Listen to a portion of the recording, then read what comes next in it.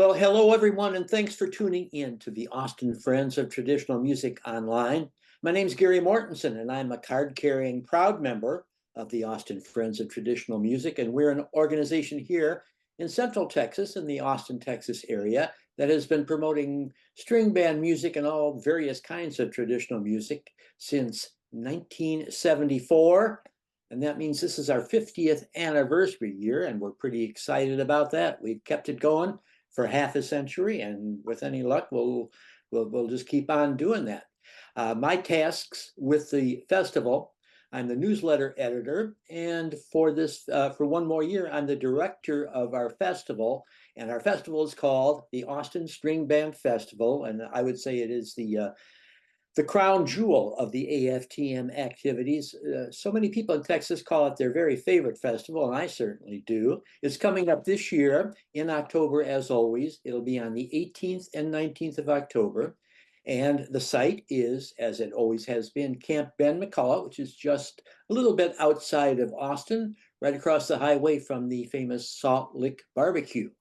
So we hope we see you all out there at our festival. And right now it's going to be my pleasure to talk to two of our headlining acts at the festival. And they're all the way in San Francisco, California, if I'm accurate about that. And let's now say hello to Elise Engelberg and Matt Canote. Good morning, y'all. Morning. Greetings. Thanks for having us. Yes, we're honored to be here. Excited to talk to you. I've been enjoying listening to your YouTube recordings quite a bit, and I'll certainly be putting links to those YouTubes in our newsletter so people can hear as well. But you are, as I said, in the San Francisco area, but at least you're not necessarily native to that area. Is that right? That is correct. I'm actually from Lexington, Kentucky, and made it out here about 30 years ago. Mm-hmm. Wildcats. Maybe even longer. Yeah. Did your fiddle or violin playing start while you're still at home in Kentucky? Well, my violin playing, I started violin when I was about 6 years old, and did classical until I moved to San Francisco. I didn't really even hear that much bluegrass or old time. I didn't even know about old time music actually until I moved to California, and then started playing with some friends and got interested in bluegrass, and through bluegrass found old time music. Mm-hmm. So for 30 years or so, you've been playing both old time and bluegrass. And when did you run into Mr. Canote, I wonder? Well, I think about 20 years ago now, maybe even longer. I think it was 2002. Uh-huh. And we went on a road trip. We met, and our idea was to just have a road trip to go to Clifftop. And so we toured with another good friend of ours, and drove across the country. and that. I see. And well, going to Clifftop is quite a jaunt for people in San Francisco, I must say. That's how many days of driving could you do that in? 5, like, or? That sounds about like what it was like. Yeah, I think we drove through Yosemite, and we ended up in somewhere where there were a bunch of kangaroo rats in the desert in Nevada. We slept in, I guess. And then the next couple of days were in Albuquerque and Colorado. And then, we took some time. Yeah, we took our time getting there. We went. I think we went through the panhandle of your great state. Yes, it's very lonesome up there. That's for sure. And then down through Mamou. We actually stopped in Mamou on a Saturday and got to see the Fred's experience, early in the morning on a Saturday morning in Mamou, and that was just incredible. So yeah, great trip. And Matt, you are, though, a California native, if I remember correctly. Is that true? Yeah, 4 generations, something like that. Yeah. Bay Area, pretty specifically? Yeah, I grew up in San Jose. Yeah, son of a fruit picker. I see. Well, I think of San Francisco as a real active musical hotbed, and at least in years past, it had a real bluegrass presence with Paul's Saloon. I've heard so many stories about long lost Paul's Saloon, but a lot of bluegrass music got played there. Is that before your time, Matt? That's a little bit before my time, but my dad was active at Paul's Saloon and emceed shows there, and emceed a lot of like Bay Area bluegrass from the early 70s, until he, retired from his bluegrass show, whatever, 10 years ago. Because your dad was a prominent bluegrass radio personality, correct? Cousin Al, Uh-huh. yeah. Yeah. Well, what was the first instrument that you got your hands on, man? Well, there were always instruments around the house because my parents both played bluegrass, and like I said, my dad was a bluegrass DJ my whole life. So, but the first thing I played was guitar, and then I decided that I wanted to try the dobros. So I tried dobro for a little bit, and then went back to playing guitar mostly. And then when I got done with uh, college, I really wanted to learn the banjo, so started learning three finger banjo. Uh-huh. And still playing banjo with Skillet Licorice to this day? Yes. Well, in some configurations, it depends on who the guitar player is. But I like to play banjo in the square dances. Yeah. Real, Do you play banjo both in the three-finger style and more frailing type styles? I can't frail to save my life, or at least I can't drop my thumb. Uh-huh. Like to. So I can frail, but it's pretty primitive. Mhm. But I like playing three finger on Uh-huh. old.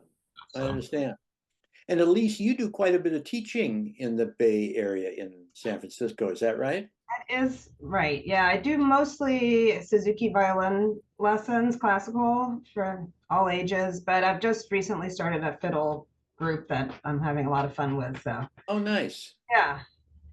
And we've been tossing the name of the band around. Of course, those of us who are true hipsters and understand the history of string band music in this country, the name makes perfect sense. But Skillet Licorice, maybe you could explain to some of our listeners where that kind of a name came from? Your name. Well, I one of the first bands that I absolutely adored, I still do adore them, is the Gid Tanner and the Skillet Liquors from Georgia.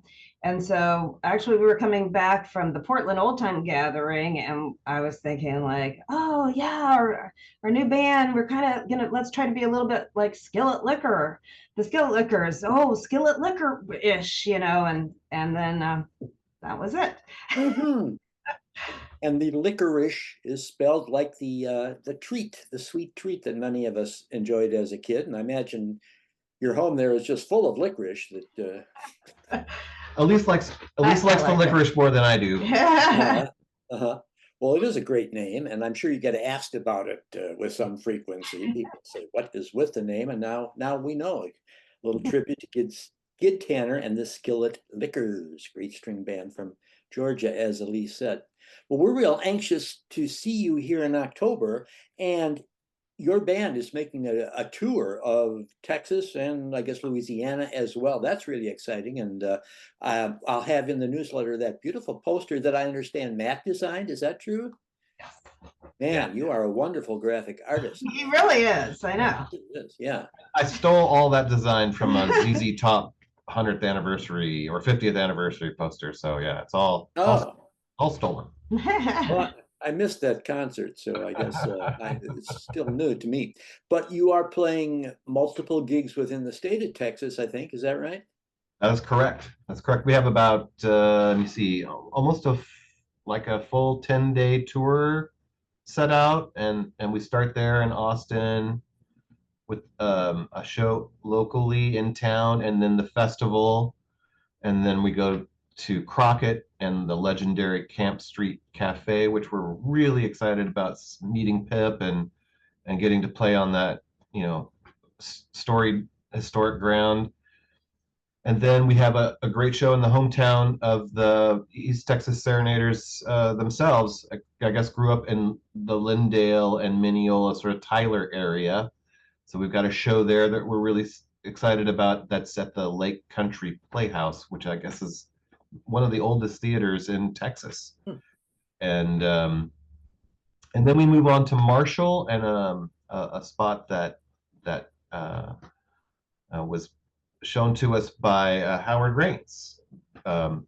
His cousins. His cousins have a brewery there in Marshall called Rugenbach. It's a little take on on Lukenbach, you see. Uh-huh. And then we go to New Orleans and we'll see what happens there. I don't know if Taylor got my messages or not. She got my texts. There'll probably be some sort of Skillet Licorice Taylor Swift show happening in New Orleans. I'm pretty sure about that. So, I'm hoping it comes together. Yeah. Sometimes schedules are difficult to synchronize, but I think yeah. as soon as Kind of Taylor busy. hears your band, Yeah. she'll want to jump in. And I'm hoping that there are some folks in the Mineola area that understand their significance in string band music. There's got to be a few people. Really, I'm I sure. really hope so. I really would love to see if there's like family member. Yeah, it'd be amazing. Like but I don't know. But we're trying to work on that. Yeah. And I'm guessing that the Mineola rag is in your repertoire. Oh yes. Yeah. We And have Babe, the namesake Babe. tunes we've got. Yeah, Babe. We got Babe. We're gonna play the Del Rio waltz. McKinney Waltz. We just learned the East Texas drag. Meadowbrook, I think, is for like a little community that's just south of Fort Worth. There's a little neighborhood called Meadowbrook, and they're probably with some sort of country club or something there that was happening in the 30s or 40s, and so that's a spot where we're trying to we've got a date open in the middle of the week, and we're trying to find something in McKinney because the McKinney Waltz is so great, and we'd like to perform there for them, but so far still working. Anyone who's watching this up in the McKinney area, you have an opportunity. Yeah, thank you. Find a good venue for this fantastic band, and they will play the tune that is named in honor of your town. And how often can you book a band like that? I wonder. Yeah. So I hope that comes together. The whole tour sounds wonderful to me. It's just great to see interest in the Texas string band music, and the East Texas Serenaders are important to so many traditional musicians. It's for sure. Yeah. Well, Absolutely. we will see you in October, and we'll have your poster prominently displayed on our website and in the newsletter, so that folks can perhaps catch you at some of the other venues. And I'll also have links up to YouTube performances, because you've got quite a few of those that are available to folks. Yeah. Try to keep as much of the good performances up there as we can, Yeah. So. And we were talking before we started the interview about workshop possibilities, and you'll be providing some of them. Elise will probably be teaching one of the string band, the East Texas Serenaders tunes, and your wonderful dance caller, Robin Fisher, also will likely do a workshop on dance calling, which will be a real treat, I think. Yeah. And maybe Matt's got something up his sleeve. I've been thinking about East Texas Serenaders guitar runs workshop. He's got some about him. Those are all great topics, and hope we can make them happen. We've got a few hours in the afternoon on Saturday to fill up with workshops, and those sound like great suggestions. Well, I really appreciate you finding time to talk to me this morning. It is morning out where you are. We're a couple hours apart in time zones, but it's been a pleasure talking to you. And one last question: Are you driving to the Central Time Zone, or flying, or how is that going to work for you this trip? We're going to be flying in and then renting a big van and doing the rest of the tour, and then driving back, and then flying back from Austin. So because one of the people, Mike, lives in Austin, so we can't just leave from New Orleans and make him drive back alone. We got to drive back with him. So understandable. More Texas barbecue, as far as I'm concerned. More beef ribs. Well, I'm sure you'll get to sample many varieties of barbecue. I hope you will. As I mentioned, we're right across this highway from the Salt Lick Barbecue, which is a big, major barbecue source. They catered my son's wedding, as a matter of fact, for whatever that's worth. Wow. Well, thanks again, Matt and Elise. Great talking to you. Anxious to meet you in person. This has been wonderful. Have a great week out in San Francisco, and we will see you all in October. Gary, thank you so much. Yes. We're Thank you. honored to be part of such a storied festival. Congratulations on 50 years. Thank you very much. We're pretty proud of that. And Yes. thanks to all who have tuned in and listened to this little conversation here with our friends from San Francisco.